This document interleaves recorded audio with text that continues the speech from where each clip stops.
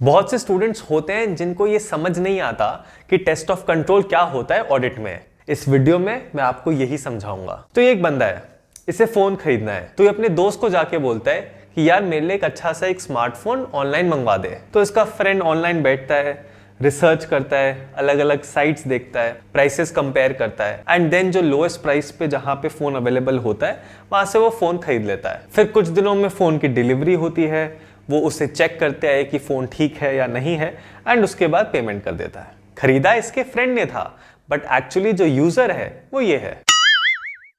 तो ये बहुत ही नॉर्मल सी चीज थी, राइट? कोई बहुत ज्यादा दिमाग लगाने वाली चीज तो नहीं थी, आराम से समझ आया। एंड सिमिलरली कंपनीज में भी कुछ ऐसा ही हो रहा होता है। अब ये कुछ वर्कर्स हैं, इन्हें प्रोडक्शन में कुछ मटेरियल चाहिए, तो ये जाते हैं वेयरहाउस वाले के पास कि भाई कुछ मटेरियल ये इतना दे दे। तो जो वेयरहाउस वाला बंदा है वो उनको इनका मटेरियल दे देता है नीड बेसिस पे। अब एक नॉर्मल सी चीज है, अब ये जो वेयरहाउस वाला बंदा है भाई वो सिर्फ इशू थोड़ी करता रहेगा, उसे खरीदना भी तो होगा, राइट? वरना मटेरियल खत्म हो जाएगा अगर वो सारा मटेरियल वर्कर्स में देता जाएगा। तो इसीलिए खरीदने के लिए वो जाता है परचेज वालों के पास, जो परचेज डिपार्टमेंट होता है। एंड फिर जो परचेज डिपार्टमेंट में जो बंदे बैठे होते हैं तो वो फिर उस मटेरियल के अलग अलग सप्लायर्स से कोटेशन मंगवाते हैं, और वो इसलिए करते हैं सो दैट उन्हें बेस्ट प्राइस पे बेस्ट क्वालिटी मिल सके। तो कोटेशंस के बेसिस पे उनने बेस्ट सप्लायर सेलेक्ट कर लिया जो लोएस्ट प्राइस पे बेस्ट क्वालिटी दे रहा था। एंड सेलेक्ट करने के बाद उसे ऑर्डर दे दिया कि भैया हमें इतना मटेरियल चाहिए। एंड कुछ दिनों बाद जो मटेरियल मंगाया था वो फैक्ट्री में फाइनली पहुंच गया। एंड जब वो क्वालिटी इंस्पेक्शन कर लेता है फिर वो जाके बताता है अकाउंट्स डिपार्टमेंट को, क्योंकि भाई पेमेंट तो वहीं से ही होनी है ना, वेयरहाउस वाला थोड़ी पेमेंट करेगा, पेमेंट के लिए अकाउंट्स के बंदे बिठा तो रखे हैं। तो इस पूरे सिनेरियो में अगर आप देखो तो भाई जो यूजर था वो अकाउंट्स डिपार्टमेंट या परचेज डिपार्टमेंट थोड़ी था, वो तो वो वर्कर्स थे, वो था यूजर डिपार्टमेंट। एंड पेमेंट जहां से हुई वो था अकाउंट्स डिपार्टमेंट। तो ये एक स्टैंडर्ड कंट्रोल सिस्टम होता है जब हम किसी भी कंपनी में परचेजेस की बात करते हैं। तो यहाँ पे कंट्रोल्स देखो कितने सही लगा रखे हैं। जैसे जो वर्कर्स हैं भाई उन्हें मटेरियल चाहिए बट उनके पास पावर नहीं है, उनको नहीं पैसे दे रखे कि भाई जब मटेरियल चाहिए हो तो जाके खरीद लेना, वो कंट्रोल लगाया हुआ है। सिमिलरली वेयरहाउस है भाई, वेयरहाउस का काम सिर्फ इतना है कि वो सामान को रखे और सामान जब खत्म होने लगे, जब मटेरियल खत्म होने लगे तो फिर वो जाके परचेज डिपार्टमेंट को बताए। तो परचेज करने की पावर भी वेयरहाउस को हमने नहीं दी, उसके लिए अलग से डिपार्टमेंट बनाया, परचेज डिपार्टमेंट। एंड कंट्रोल्स वहां खत्म नहीं हुए, परचेज डिपार्टमेंट को भी सिर्फ पावर थी कि भाई वो कोटेशंस मंगवाए और बेस्ट सप्लायर सेलेक्ट करे। पेमेंट कौन करेगा वो भी परचेज डिपार्टमेंट के हाथ में नहीं था। तो पेमेंट फाइनली किसने करी? वो करी अकाउंट्स डिपार्टमेंट ने।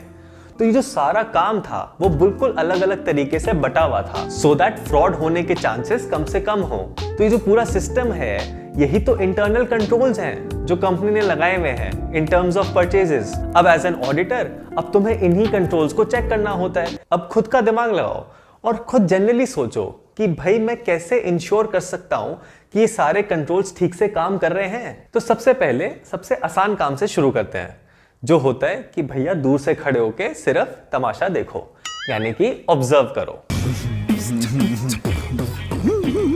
ऑब्जर्व करो कि क्या ये कंट्रोल्स ठीक से काम कर रहे हैं एंड उसके बाद जाके पूछताछ करो, यानी कि इंक्वायरी। सो फर्स्ट स्टेप क्या हो गया? Inquiry and observation. फिर ऑडिटर का जो फेवरेट काम होता है डॉक्यूमेंट्स कलेक्ट करना, डॉक्यूमेंट्स को इंस्पेक्ट करना। अब आप सोच रहे होगे कि यार डॉक्यूमेंट्स कहाँ हैं? पूरा प्रोसीजर समझ लिया बट यहाँ कहीं डॉक्यूमेंट्स का तो नाम ही नहीं आया। तो अब ध्यान से सुनो, देखो वेयरहाउस डिपार्टमेंट था, उसने परचेज वाले को बताया कि भाई हमें इतना मटेरियल चाहिए। तो यार असली में ऑब्वियसली वो कोई ऐसे फोन पे थोड़ी बताएगा कि भाई एक काम करना, वो ना 1000 किलो ये मटेरियल मंगा लेना, ऐसा तो नहीं होगा। वो एक डॉक्यूमेंट इशू करता है परचेज डिपार्टमेंट को, जिसे बोला जाता है मटेरियल रिक्विजिशन नोट। तो इसमें लिखा हुआ होता है कि कौन से डिपार्टमेंट को कितना मटेरियल चाहिए सो दैट उसके अकॉर्डिंग परचेज डिपार्टमेंट उस मटेरियल को मंगा सके। अब जब परचेज डिपार्टमेंट ने कोटेशंस मंगवाई थी तो वहां पे भी डॉक्यूमेंट्स जनरेट होते हैं। फिर जब परचेज डिपार्टमेंट ने अपना सप्लायर सेलेक्ट करा था तो उसको ऑर्डर दिया था। तो असली में कोई ऑर्डर इस तरीके से थोड़ी देते हैं कि हाँ हेलो भैया एक काम करना, भैया ये हजार ये वाला मटेरियल जो है वो लेके पहुंच जाना 2 दिन में। ऐसा नहीं होता, राइट? तो जो ऑर्डर दिया जाता है, वो जो नोट इशू किया जाता है, वो जो डॉक्यूमेंट होता है, उसे बोला जाता है परचेज ऑर्डर। उस परचेज ऑर्डर में सारी डिटेल्स मेंशन होती हैं कि कौन सा मटेरियल है, कौन सा सप्लायर है, पेमेंट कैसे होनी है, एटसेट्रा एटसेट्रा। तो वहां पे भी एक डॉक्यूमेंट जनरेट हो गया।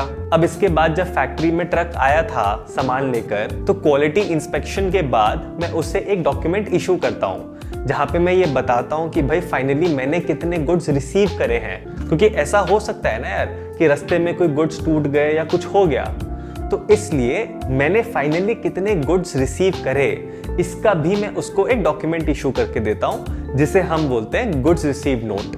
एंड फाइनली जब आप पेमेंट करते हो उसकी, तो वहां पे भी एक डॉक्यूमेंट जनरेट होता है जो पेमेंट स्लिप होती है। तो इस पूरे प्रोसीजर में कम से कम 5 डॉक्यूमेंट्स जनरेट होते हैं। तो एज एन ऑडिटर तुम वो 5 डॉक्यूमेंट्स चेक कर सकते हो। फिर और क्या कर सकते हैं?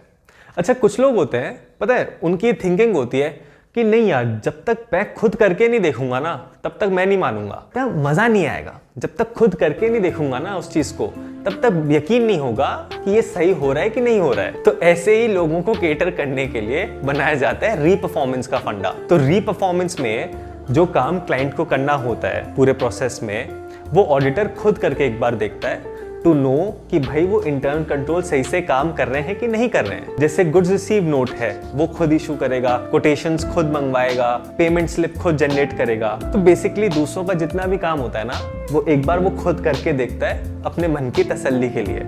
अच्छा, तो अब इसके बाद क्या होता है, कंपनीज में ना सॉफ्टवेयर लगे हुए होते हैं। मोस्ट ऑफ द केसेस में सॉफ्टवेयर ही अपने आप काम करते हैं। तो एज एन ऑडिटर मुझे ये चेक करना होता है कि जो इंटरनल कंट्रोल्स उन सॉफ्टवेयर में लगे हुए हैं, क्या वो भी ठीक से काम कर रहे हैं कि नहीं कर रहे। तो जैसे फॉर एग्जांपल, अब जो बंदा परचेज डिपार्टमेंट का है, परचेज ऑर्डर बना रहा है, तो क्या वो ऑथराइज्ड है इस काम को करने के लिए। तो क्या सॉफ्टवेयर में ये तरीका है कि हर एम्प्लॉय की आईडी के हिसाब से वो चेक कर सके कि ये बंदा इतना बड़ा परचेज ऑर्डर देने के लिए ऑथराइजेशन रखता है या नहीं रखता है। तो कंट्रोल जो है वो लगाता है क्लाइंट, ठीक है, वो लग रहा है वहां कंपनी में। एज एन ऑडिटर तुम उसे चेक करते हो, तो तुम उसे क्या बोलते हो, टेस्ट ऑफ कंट्रोल। एंड वो टेस्ट कैसे करोगे, वो ये 4 तरीके थे, सिंपल। सो आई होप इस वीडियो के थ्रू आपको क्लैरिटी आई होगी। मैं मिलता रहूंगा आपसे इसी चैनल पे every Thursday and Sunday. Take care.